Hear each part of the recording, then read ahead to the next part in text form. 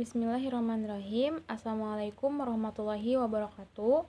Perkenalkan, kami dari kelompok 5 mata kuliah Ekonomi Makro Islam akan mempresentasikan hasil diskusi kami mengenai materi ISLM dalam pendekatan ekonomi Islam. Saya Ayu Sari Syabana, NPM 19100254, sebagai pemateri yang pertama akan menjelaskan mengenai keseimbangan pasar barang dan kurva IS. Selanjutnya, keseimbangan pasar barang dan kurva S. Pasar barang adalah pasar di mana semua barang dan jasa yang diproduksi oleh suatu negara dan dalam jangka waktu tertentu. Pasar barang dikatakan dalam keadaan keseimbangan apabila penawaran pada pasar barang sama dengan penerimaan pada pasar barang tersebut, atau dengan kata lain, pengeluaran sama dengan pendapatan. Secara umum, perekonomian berada dalam keseimbangan ketika pengeluaran aktual sama dengan pengeluaran yang direncanakan, atau Y sama dengan E. Dengan asumsi perekonomian tertutup di mana ekspor adalah 0, maka pengeluaran yang direncanakan sebagai jumlah konsumsi atau C, investasi yang direncanakan yaitu I, dan pembelian pemerintah yaitu G, maka persamaannya adalah E sama dengan C ditambah I ditambah G. Kurva IS menyatakan hubungan antara tingkat bunga dan tingkat pendapatan yang muncul di pasar barang dan jasa. Kurva IS menunjukkan kombinasi dari tingkat bunga dan tingkat pendapatan yang konsisten dengan keseimbangan dalam pasar untuk barang dan jasa.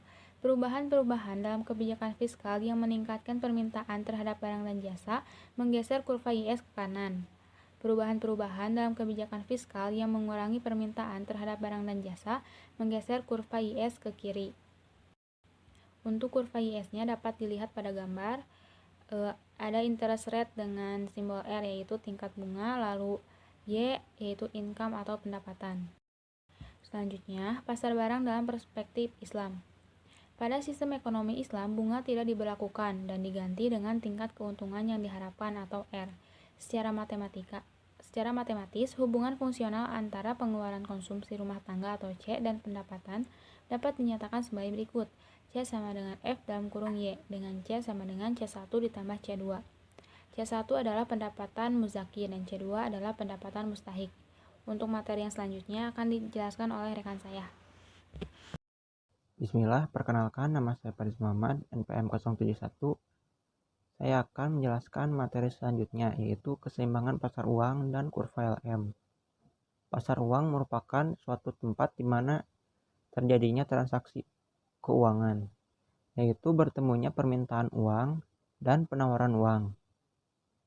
Sama halnya dengan pasar lainnya, keseimbangan pasar uang akan terjadi pada saat jumlah permintaan uang di pasar sama dengan jumlah penawarannya.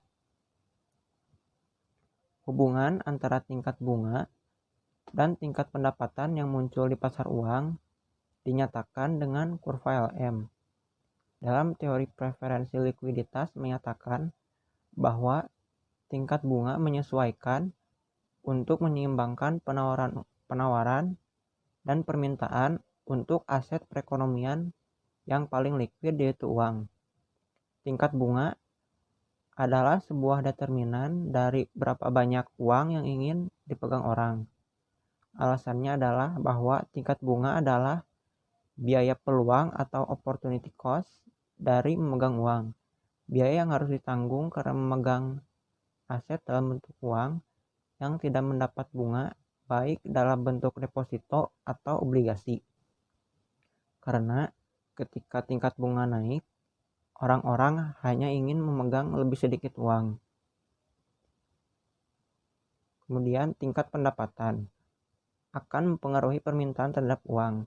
Karena ketika pendapatan tinggi, pengeluaran juga tinggi sehingga masyarakat terlibat dalam lebih banyak transaksi yang mensyaratkan penggunaan uang. Jadi uang lebih banyak menunjukkan permintaan uang yang lebih besar. Selanjutnya kurva LM. Seperti yang bisa teman-teman lihat dalam PPT, kurva LM menggambarkan hubungan di antara tingkat pendapatan dan tingkat bunga. Karena semakin tinggi tingkat pendapatan, semakin tinggi permintaan terhadap keseimbangan uang real, dan semakin tinggi tingkat bunga keseimbangan. Karena itu kurva LM miring ke atas.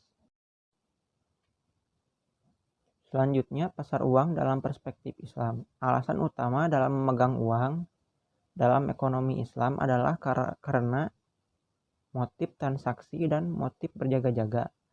Spekulasi tidak pernah ada. Dengan demikian, permintaan uang untuk tujuan spekulasi atau fungsi tingkat bunga menjadi nol dalam ekonomi Islam. Oleh karena itu, permintaan uang dalam ekonomi Islam berhubungan dengan tingkat pendapatan. Besarnya persediaan uang tunai akan berhubungan dengan pendapatan dan frekuensi pengeluaran. Sekian pemaparan materi dari saya. Oke, baik. Perkenalkan, nama saya Muhammad Zainalubi, NPM 191002046. Di sini saya akan menjelaskan tentang keseimbangan kurva dan dampak kebijakan pada keseimbangan ISLM. Keseimbangan perekonomian adalah titik di mana kurva IS dan LM berpotongan. Titik ini memberikan tingkat bunga R dan tingkat pendapatan atau Y yang memenuhi kondisi untuk keseimbangan baik dalam pasar barang maupun pasar uang. Dengan kata lain, pada perpotongan ini pengeluaran aktual sama dengan pengeluaran yang direncanakan dan permintaan terhadap keseimbangan uang real sama dengan penawarannya. Oke, pembahasan selanjutnya adalah dampak kebijakan pada keseimbangan ISLM. Jika pemerintah menerapkan kebijakan fiskal pada masa yang akan mengakibatkan perubahan di kurva IS, sedangkan kurva LM relatif tetap. Sedangkan jika bank sentral menerapkan kebijakan moneter, maka hanya akan mempengaruhi kurva LM, sedangkan kurva IS tetap. Jika pemerintah menerapkan kebijakan campuran, yaitu kebijakan fiskal dan moneter, maka akan terjadi pergeseran kurva IS maupun kurva LM.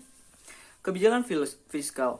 Dampak perubahan pengeluaran pemerintah terhadap keseimbangan ISLM selain pengeluaran pemerintah atau kita indikatornya G, kebijakan fiskal dapat pula berupa perubahan yang dapat juga ditinjau dalam dua perspektif, yaitu kebijakan untuk meningkatkan penerimaan dari sektor pajak atau T, atau sebaliknya, yaitu menurunkan penerimaan dari sektor pajak tetapi kedua-duanya berdampak pada pergeseran kurva keseimbangan pasar barang atau IS. Jika penerimaan dari sektor pajak menurun, maka kurva IS bergeser ke atas. Kebijakan fiskal dalam perspektif Islam. Adanya larangan tentang riba serta kewajiban tentang pengeluaran zakat menyeratkan tentang pentingnya kedudukan kebijakan fiskal dibandingkan dengan kebijakan moneter. Larangan bunga yang diberlakukan pada tahun Hijriah keempat telah mengakibatkan sistem perekonomian Islam yang dilakukan oleh Nabi terutama tersandar pada kebijakan fiskalnya saja. Dasar-dasar kebijakan fiskal menyangkut subjek, penentuan subjek dan objek, kebijakan membayar kharaj, zakat, jizyah, dan kafarat, termasuk penentuan batas minimal terkena kewajiban atau nisab, umur objek terkena kewajiban atau haul, dan tarifnya.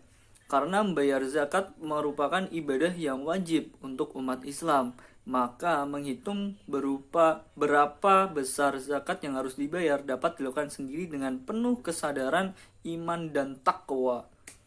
Kebijakan moneter. Kebijakan moneter biasanya terkait dengan kebijakan jumlah uang yang beredar atau money supply yang dilakukan oleh otoritas moneter yang dalam hal ini baik bank sentral. Adanya kebijakan dalam bidang moneter berdampak pada pergeseran kurva LM. Kemudian kebijakan moneter dalam perspektif Islam. Dalam perekonomian Islam, sektor perbankan tidak mengenal instrumen suku bunga. Sistem keuangan Islam menerapkan sistem pembagian keuntungan dan kerugian atau profit and loss sharing, bukan kepada tingkat bunga yang telah menetapkan tingkat keuntungan di muka. Besar kecilnya pembagian keuntungan yang diperoleh nasabah perbankan Islam ditentukan oleh besar kecilnya yang diperoleh nasabah perbankan dalam Islam ditentukan oleh besar kecilnya pembagian keuntungan yang diperoleh bank dari kegiatan investasi dan pembiayaan yang dari investasi dan pembiayaan yang dilakukan bank di sektor real yang menentukan besar kecilnya pembagian keuntungan di sektor moneter.